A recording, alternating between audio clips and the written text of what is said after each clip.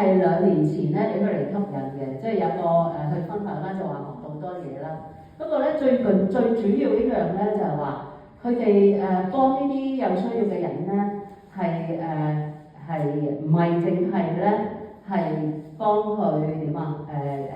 即係暫時可以適應到，因為好似人哋講係幫釣魚，佢自己識釣魚，自己識煮嚟食咁樣嘅。咁所以咧就不過好艱辛咯。喺入咗呢一個 course 之後咧，原來咧又要上 safeguarding 啊，又要等佢批嗰張 shot 啊，又要咧即係睇下可唔可以做。我滿以為自己係一個護士好巴閉啦，即係可以做到啦。但係原來呢度嘅法例咧就係唔準你，讓你冇呢度嘅牌咧係唔準你去做嚇。咁你亦都咧唔可以咧將你嘅知識咧係講俾人聽，但係我哋香港可以㗎嘛？我知道我都有咁嘅病喎，我食呢隻藥喎，應該要咁食，但係原來唔可以嘅，呢啲全部禁忌。咁佢就safeguarding咧，就係我哋上完咧就係知道應該點樣做。如果我哋真係唔識嘅咧，隨時因為我個牌裏邊咧後邊咧就已經有電話咧可以揾到即係負責safeguarding 嘅人。我想問下咧，既然即係幾麻煩嘅做一個義工，就 safeguarding 啊，呢樣嗰樣，有咩令你繼續不怕困難咁樣繼續去做呢個義工？你會睇到咧即係有需要嘅個案咧，你做完之後咧，你好開心。佢就問你哋點解會嚟嘅？咁我哋就可以傳福音。咁佢有一本咧係英文嘅聖經俾我哋嘅，係 author 嘅。咁我話俾佢聽因為神先愛我哋咯，我哋咪愛咯咁樣。咁去做同埋即係俾啲英節佢啦，鼓勵佢啦，咁行翻出嚟。係啦，上次我分享個 case 係咁。我諗幫到人已經好有滿足感啦，另外如果可以幫到佢認識天父咧，認識耶穌咧，我覺得都係一件非常好嘅事。咁我想問下咩人先可以參加呢一個課程？有眼耳口鼻都得啩？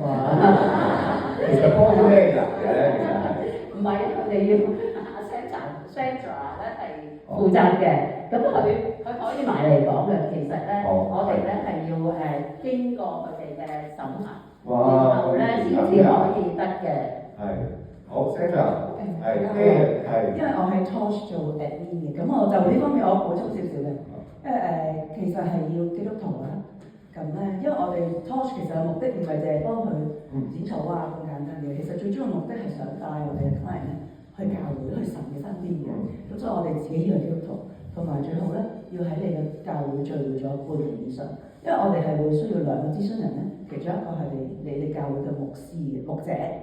咁我哋就最好去認識你啦，起碼你喺呢度有一段時間，佢先可以提供到關於你嘅一啲意見咁樣。好，咁大概幫啲咩人咧？即係我係咪要花好多氣力啦？因為我要讓耳仔去聽人哋講嘢啦。其實要咩類型嘅人幫啲咩類型？其實我哋服務嘅內容咧，我記得有得揀咗成10種啊。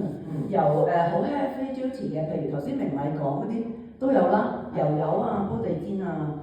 剪草啊、cleaning 啊，咁我呢就一陣間會分享佢個 case。